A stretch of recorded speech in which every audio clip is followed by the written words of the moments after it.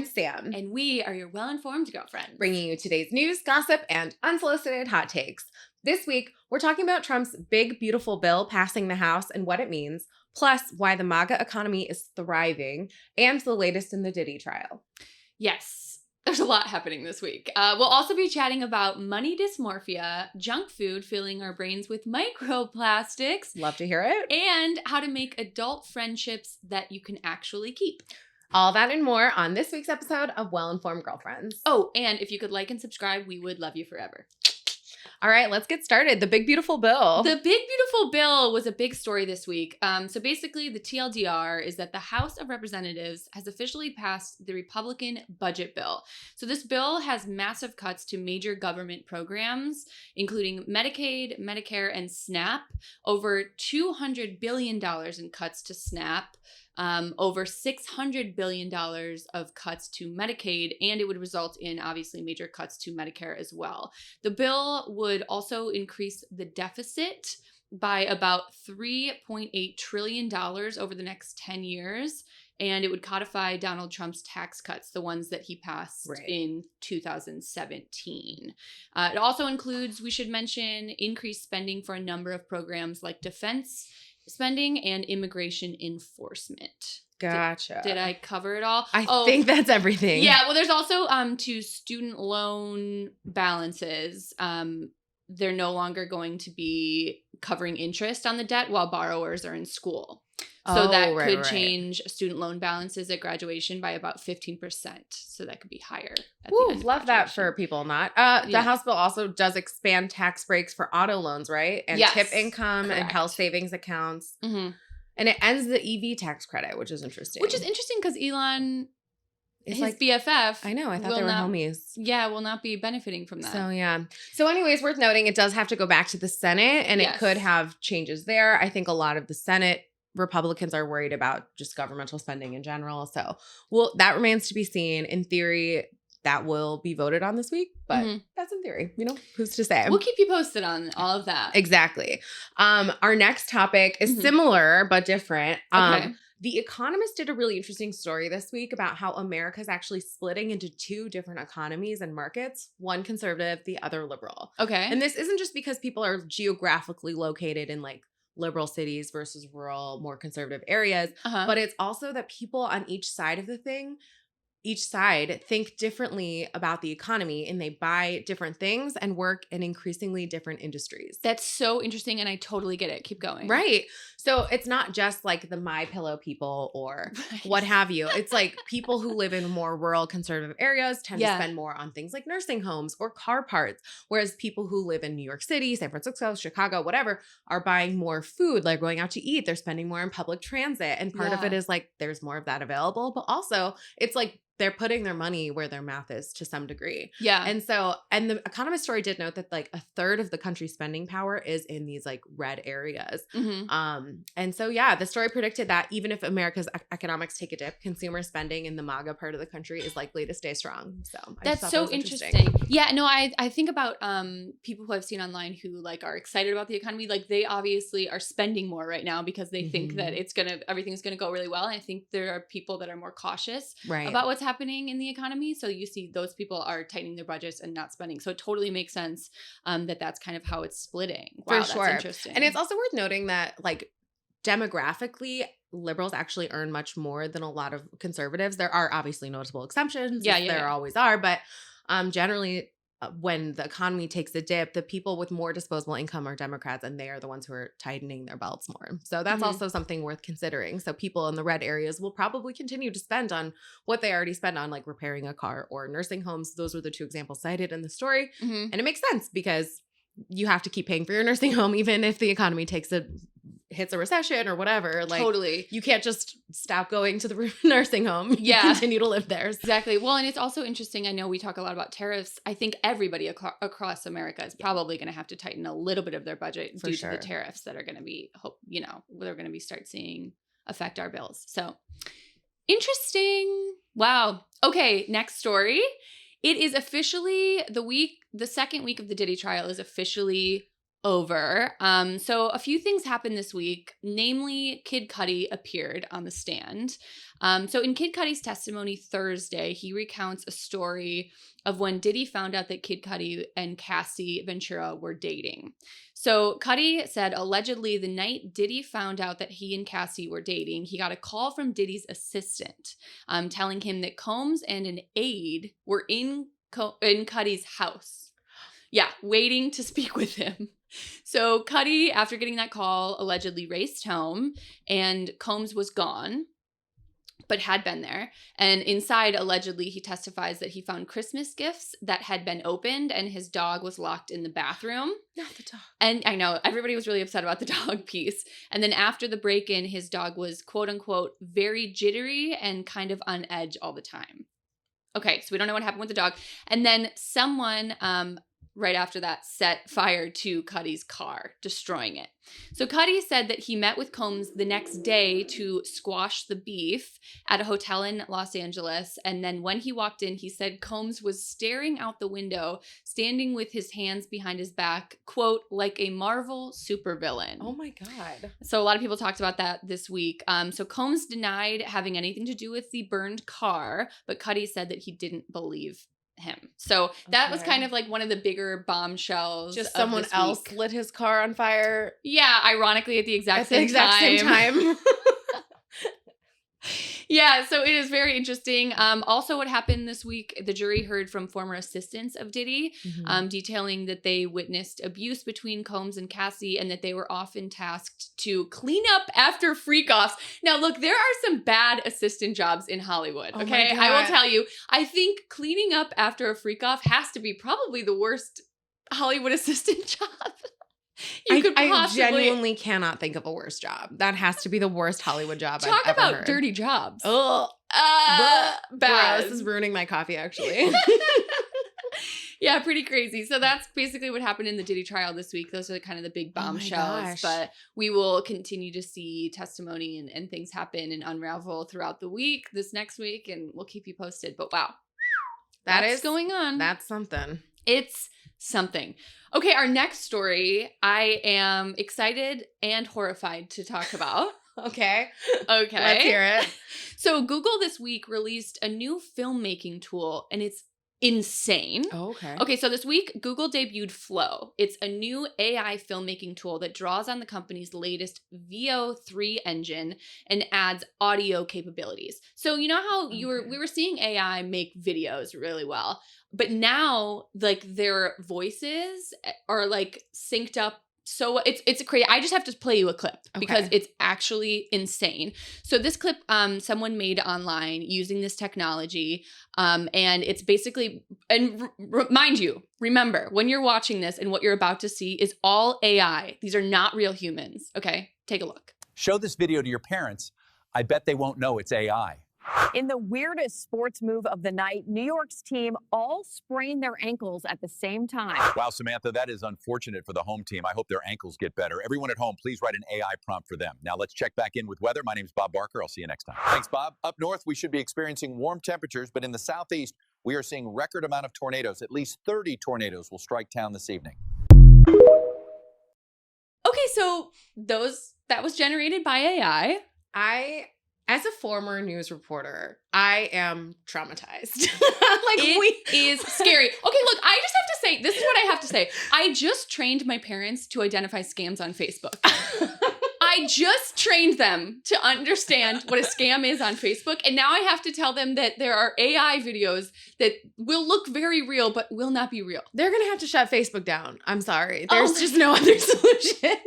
I'm just going to have to delete my mom's social media. No offense, Mom. My mom is here screaming in the background. It's so scary. Like and honestly, like these clips could have tricked me. Oh my gosh. I know. Like that was think about believable. And think about the capabilities. I mean, this is week 1. And their hands looked normal even. Like I thought that was the key to identifying fake news, but no. Yeah. Oh my God. The trauma. Well, we're all out of a job. It's been good knowing you guys. But. Yeah. And it was so funny. One of our clips this week on TikTok kind of got a lot of attention, and some people were like, "This is AI." I'm like, "I'm real.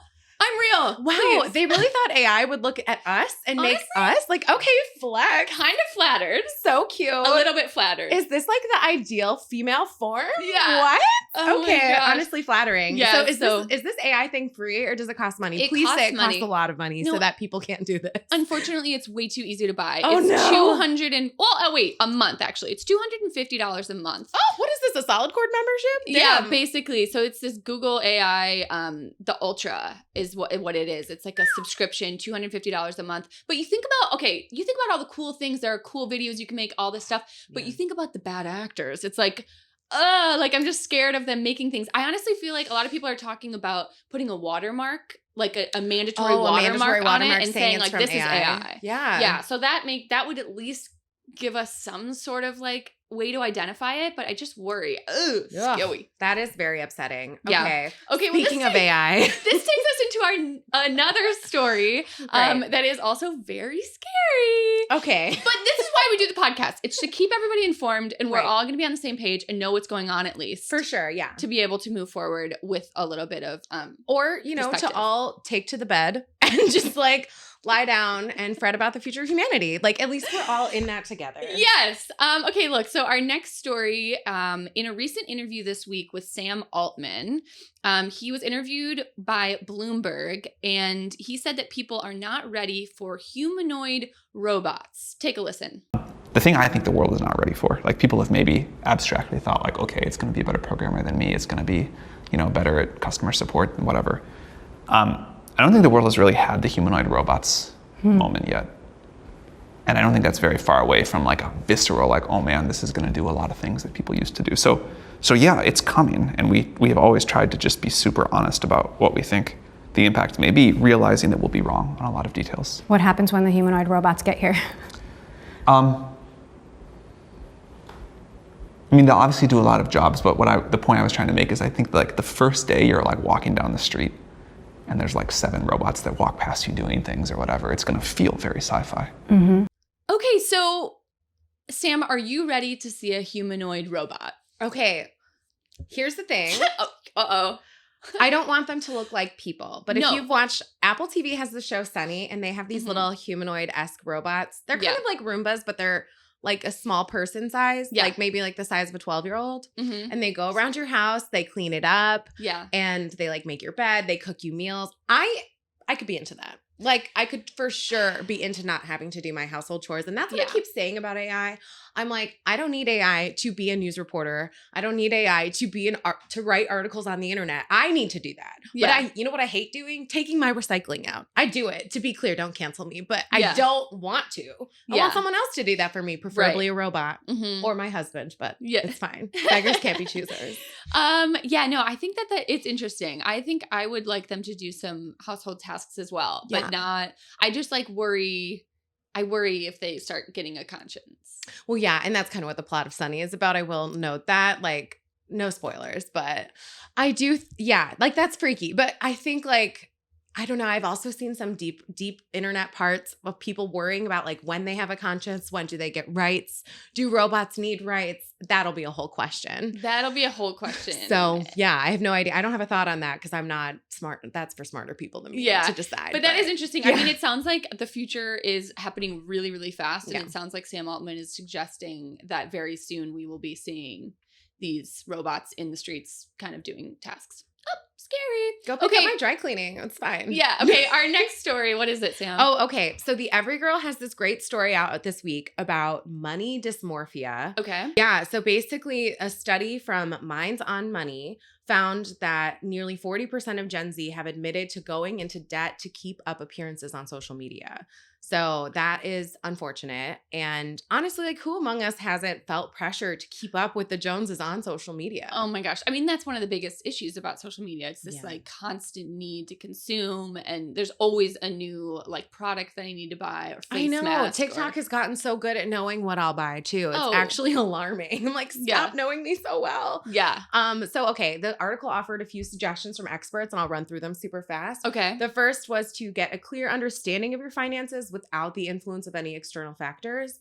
And then the second was to set up actual goals for yourself and how you can achieve them. And the third was to like reevaluate your relationship to social media, something Tiege loves to talk about. I love to talk about that. Insert SponCon for the social media detox. Yeah. But yeah, no, those are the advice. And like, yeah, just remember, like, a lot of what you see on social media is fake. Yeah, no, we definitely know that. That's a thing we've been knowing, but it does not stop us from wanting to buy things. Facts. So yeah, no, I do think this is really interesting, and I think we just have to, you can get the same dopamine hit from putting something in your cart than that you get from actually purchasing it. So sometimes it's like, I will do the exercise of like putting it in my cart, and then if I'm thinking about it the next day, I'll be like, okay, I'm gonna probably get it. Yeah. So I try not to make impulse purchases online anymore. I try to like think about it and like, would I actually use this banana cutter? No, I don't know. I'm just saying. That's a good example of something you don't need. Very silly things, So. Oh, for sure. I have to say, I've been selling a lot of my stuff on like Depop or Poshmark. Yeah. And then using those funds to buy something new. So I'm like, it's basically free money. It's basically recycling. It's basically recycling. I'm recycling. Yeah, exactly. It's so like funny. Eating ice cream and calling it a salad, but whatever, it's fine. Okay, our next story is one that I feel like we talk about a lot. We love to discuss microplastics. Okay, so what is it? Basically, researchers are digging deeper into the health consequences of microplastics in our brains. We've talked about this before on the pod, how everybody has microplastics in their brains because it's found in like meats and fish and yada, yada, yada. Yeah. So according to this new study from Brain Medicine, microplastics might actually be the missing link in the relationship between ultra-processed foods and certain neurological disorders like depression and dementia. Oh, wow. Isn't that crazy? So, okay, previous studies have shown ultra-processed foods make up about 50%, more than 50% of energy intake of all the calories eaten in the US. Yeah. And those foods contain significantly higher concentrations of microplastics. And they found that once the particles get inside the brain, they induce oxidative stress that damages the cells and increase the risk of these neurological disorders. And they have a particular impact on neurotransmitters that play a role in disorders like dementia and depression. Oh my gosh, this is absolutely horrifying. I mean, I'm so afraid of plastic. We have been like, we're always talking about how microplastic is everywhere. It's in our clothing. I'm literally drinking from a plastic cup as we speak. And it's just like it's so scary. And to think like, because for a while people were like, well, yeah, you're always going to have like a little bit of plastic like around you or in your body or whatever. And we thought it was just kind of like a thing we had to live with. But now to hear that it could lead to actual issues or neurological problems. Yeah. And a lot of it is like so when things are ultra processed, it means they're refined multiple times basically. Right. And so at every stage they're adding microplastics or not. I mean, don't quote me on that, but at a bunch of these different stages of ultra processed food. So like say your protein bar or whatever has gone through multiple stages of processing. So you have at every process. So much plastic in there. There could be. And so yeah, it's in like the air you breathe. It's in everything you touch. It's fine. We're doing great. Okay.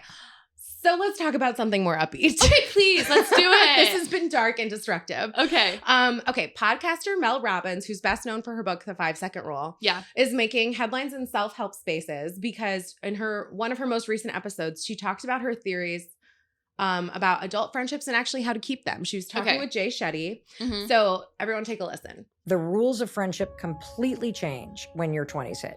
When you're little, your entire life is organized around friendship and making it possible because you're with people your age all the time in class and sports. So true. You move in groups because you're on teams and you're in neighborhoods and you're always together.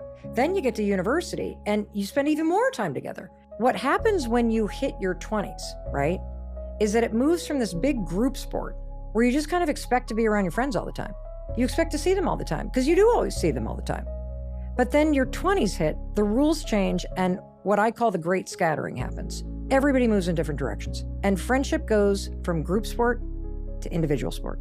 You can no longer expect friendship. Suddenly, everybody's on different timelines, you're in different cities, you're moving in different directions, and the only thing that's keeping you together from your friends from you were little is a text chain that starts to go quieter and quieter and quieter as people start to focus on the people in front of them.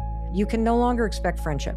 You have to take a way more flexible approach and a more proactive approach. You got to let people come and go. Mm-hmm. Super important. And then you got to let me take the actions to create the friendships. So I don't know if you experienced this in your 20s. I kind of did too, but like I worked in local news, so I moved around. I was part of that scattering. Yeah. And it was harder once like, you know, I was away from my friends to make them and keep them. Totally. And so Robbins has this theory about adult friendships. She says they require 3 things: proximity, timing, and energy. Oh, totally agree. She also encouraged her followers to stop waiting for it to happen and start building on purpose.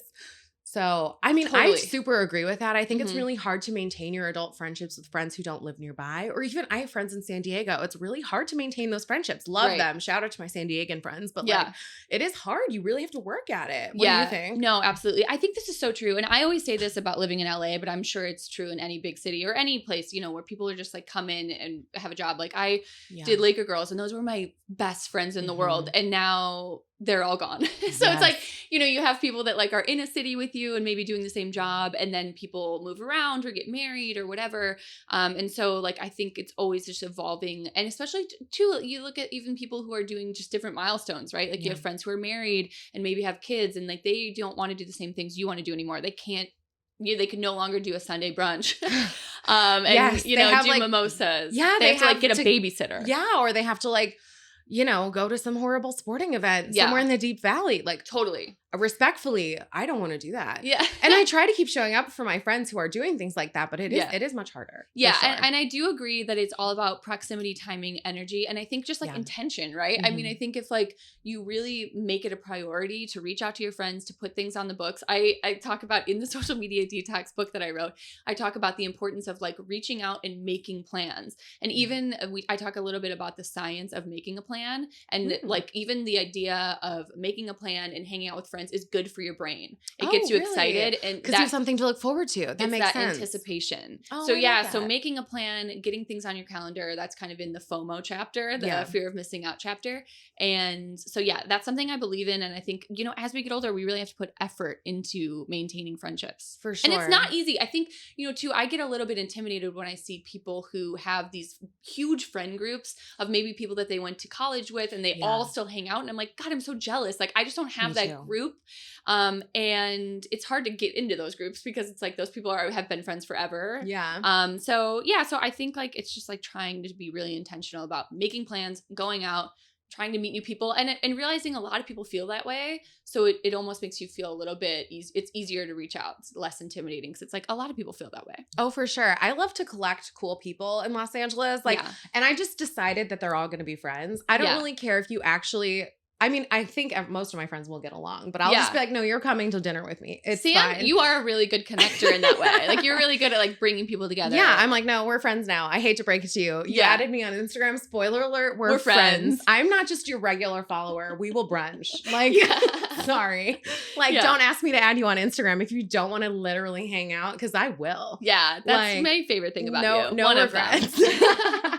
Okay. Speaking of friends. Yes. This brings us to another story. This is kind of a segue. So 2 friends, there was a story in the New York Times about 2 friends who joined forces to buy a row home in Harlem. So I love that for them. It's so fun. So basically these girls were really close as friends and coworkers, and they realized that they separately were trying to like buy something, and they realized that they didn't have enough funds to buy what they wanted, like these apartments or whatever. So they're like, why don't we add our funds together, buy a row home? Okay, they're playing 3D chess. Yes, and so they 4D did. chess. So they found this gorgeous, it was like a 2-family home, former art gallery in Harlem. Sick. And their budget separately, honestly, could basically get them like an okay apartment. Yeah. But together, because they joined forces, they were able to get this incredible home. Smart. That's smart thinking. Yeah. And obviously they're not dating. One of them had, I think, a boyfriend. Yeah. Yeah. And then the other girly pop was like a single girl. Respect. Yeah. Okay. And so like, I love the hustle. They have made this thing where they now are neighbors. So it's like kind of cute. I love it. I love that for them. Should we be buying a home together? That's the thing. It's like you really can get more bang for your buck. Oh, yeah. Because like we can only afford condos. Like, afford loosely. Like we're using that word loosely. Yeah. But what if we got a house? Yeah. And we could live in like a duplex. A duplex. Sumant, if you're listening. Or like even like a house with like a back house that's like comparable in size. Like would also be kind of cool. Like, something like that. Especially if like it was me and you and Sumant, because you guys could have the family home and then I could just have like the cute bachelor pad in the back.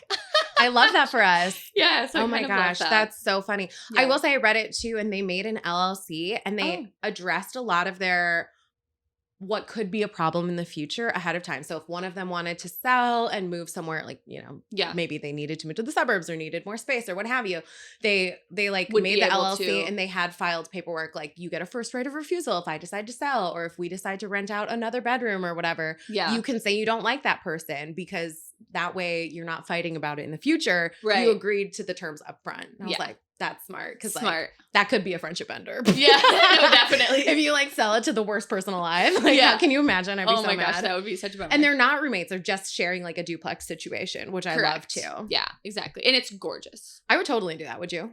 I would definitely do that. Yeah, with the right friend. With the right friend. Like we could live together, I'd be fine. We would be fine. Mm-hmm. Yeah, but you'd have to really like vet that process before you like totally go into an investment. For sure. Like if you're hosting orgies regularly, I don't need to be privy to that. Definitely. I would actually prefer not to know. Yeah. Okay. Our next story is about something that the cool, hip, and young people are talking about. Okay. And by that, I mean us. No, I'm just kidding. Okay. This is from a podcast that 3 teens host called Behind the Screens. Okay. They were talking about this concept recently called dry texting. Okay, what is that? Basically, the idea is that it's a text that changes the vibe in the conversation. Oh. So, for example, if you never use punctuation, or in our case, we end everything with exclamation points. Yeah. Or 45 H's at the end of yes. Yeah. Or whatever. If they decided to instead suddenly end every sentence with a period, like, okay, sociopath, that means you're mad at me for sure. Absolutely. Right? No, I definitely agree. And so basically these pod hosts told Vox that dry texting is considered a conversation ender. Yeah. And it's like an easy way to show someone you're mad without having to tell them you are mad. Okay. So, I mean, like, okay, we've been doing this, right? Yeah. We've been doing this. Millennials basically invented this with T9 texting. That said, the Vox article fretted about the concept and was worried that teens who are so enmeshed in their phones, the ambiguity of dry texting can cause anxiety and also precludes them from learning how to have like negative in-person altercations. You know what I mean? Like if I were mad at you, I'd be like, I'm mad for these reasons. Yeah. I guess teens are just sending sort of ambiguous text to each other. Wow, that's interesting. I don't really feel like it's effective either. It's like, what then nothing gets resolved, right? And then you're just like literally losing a friendship, like because I put a period at the end of my sentence. I would be like, are we fighting? Yeah.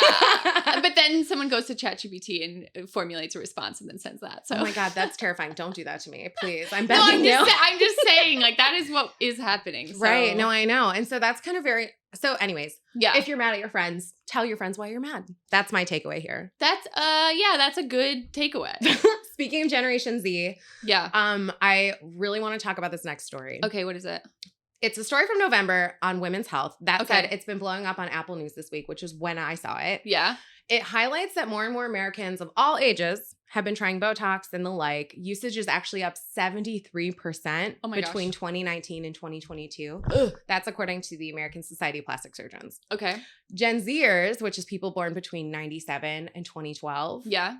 Alarming. It's fine. Specifically, those under 20 are all in on this trend. What? Botox injections in those 19 and younger increased by 9% between 2022 and 2023. Oh my gosh, absolutely not. That's why like you have these like 19-year-olds that look 35 years old. Factual. I'm like, you guys, you don't need it. You have youth in your face. I know. You don't need Botox in your face. It's also not just injectables. This story noted that a staggering 75% of plastic surgeons have seen a spike in clients under the age of 30. And that's per the American Academy of Facial Plastic and Reconstructive Surgery. That's actually something I talk about in the social media detox. I hate to bring it up for the third time. God. But that is something. Hey guys, buy Tiege's book. It's fine. Yeah, I'm not even, but I do talk about it in the book because there's this thing called snap dysmorphia. So basically, because you're looking yourself on Snapchat and Zoom all day. People are going into plastic surgery offices and saying, I want myself to look like I look in this filter. And so that is what snap dysmorphia is. And so people are starting to do that. I think like parents have to step in. Are you kidding me? We're going to let but if you're 20, you don't live with your parents probably. You know what I mean? They're calling it also prejuvenation is the word for it instead of rejuvenation. Prejuvenation. This is the baby Botox stuff and all that. I'm not an expert on this, but I have always heard that if you start young, you have to keep upping it. Like I even feel like I started Botox like a few years ago, and as you go on, you have to keep getting more because your body gets used to this product. And so you have to keep doing it more and more and more. And that time when you get appointments starts to to shrink. And so, oh no, you have to keep getting it. So it's like I the gel feel manicure of the face. You have to commit and just keep doing it. It also just seems so insane to do that when you're literally so young and your skin is still rejuvenating at like a great speed. I know, you have natural collagen. You don't need these toxins injected into your face. I mean, I don't know. You do you. I respect everyone's choices to do what they want with their body. That said, my dermatologist recently told me, I was like, should I start baby Botox? He goes, I think you're ready for regular Botox. Okay, Beverly Hills dermatologist. Like, dang, roasted. Okay, it's fine. I'm young and hip. Don't even worry about it. It's totally fine. Speaking of young and hip things. Speaking of young and hip. Okay, so I'm sure all of you have seen this Justin Bieber clip. Did you see it this week? I didn't. Okay, so, oh my gosh. I'm such a Justin Bieber fan. So Justin Bieber came out at the SZA concert this week. There were mixed reactions about the performance. Mm-hmm. Some people were saying that, it's so exciting. He looks like he's performing again. It looks like he's happy to be on stage. Other people were talking about Hailey. Obviously, the Vogue story came out. Oh, yeah. We should mention that. Yeah. So basically, there's a lot going on in the Justin Bieber land. Beliebers, get ready. Buckle up. But then there were also some concerning stories on the internet and like concerning takes about like the health of Justin. Because some people are looking at this video that we will show you. But anyways, take a look at it.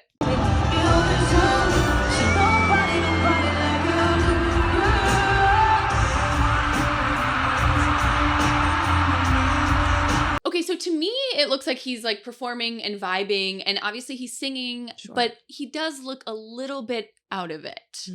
And that's just a little bit concerning. Obviously, Justin has been in the news the past few months and looking like he's struggling a little bit. So I just hope that whatever's going on can be resolved. And I was excited to see him perform again. I think it's like good for him, but I'm not sure what's happening over there. Yeah.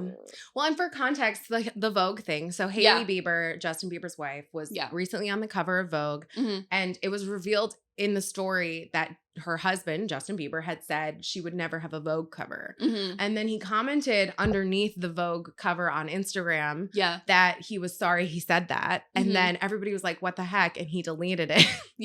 And so I think this was all sad, but my favorite thing that he said, I think he said like, yikes, so mean. I'm like, yikes, I know, so mean. Under like saying that she wouldn't ever be on a Vogue cover. Right. I thought that was actually hilarious. That was so mean though. And that's one of those things you cannot take back. So don't ever say something in a fight that you can't take back. That's like saying I don't love you anymore. Well, he definitely Your wife is the model. What? He definitely knows that too. I know. I'm a little bit worried because I would never say he's looking a little bit like Aaron Carter, but he's looking a little bit like Aaron Carter. Oh man. That's Aaron rough. Carter had a crazy tragic downfall. But Justin's starting to get a little bit like, I'm like, what's going on over there? Oh, well, I hope he's okay. We're rooting for Justin to make it. It's so hard for child stars, but I love Justin Bieber so much. Justin Bieber was such a big part of our childhood. So yeah, I once joined a church because Justin Bieber was there and was a part of the church. Okay. Yeah. And Alex, our audio engineer, also did. Accidentally, I did it. Accidentally, he says. I'm telling you, and it was a great church. I had a great time. What? Judah, kind of amazing. Okay. Anyways, we don't have to get into that, but no, I really hope that he's okay, and I hope that all works out. But I hope that he keeps performing. And I know he really is a talent, and so I just like hope that he finds himself and figures out. We're rooting for you, Justin. Okay. Yeah. Really quick before we end, I want to say we're going to start doing a reoccurring segment where we explain super complex topics to you in the simplest terms possible called Explain It to Me Like I'm 5. And Sam, you're going to have to take that one on because I'm not a complex girly. Oh, no, your girl. This is like I live and breathe for this. Yeah. So if you don't understand something like fracking, AI large language models, something specific in the Taylor Swift lore, your girl has got you. So please send us your cues on Instagram. That's at wellinformedgirlfriends, or you can email wellinformedgirlfriends@gmail.com. Or you can also put it in the comment section on YouTube as well. Oh, yeah. Or if you want to send us a voice note or a video, even better because we have video. Yeah. So just let us know. We're ready to explain some crap to you. Absolutely. I love it so much. Okay. Thank you guys so much. This has been a really fun week. And we've had a lot of fun interacting with you in the last week too. So yes, we had so much fun on TikTok. So hit us up there. Yeah. Okay, great. Bye.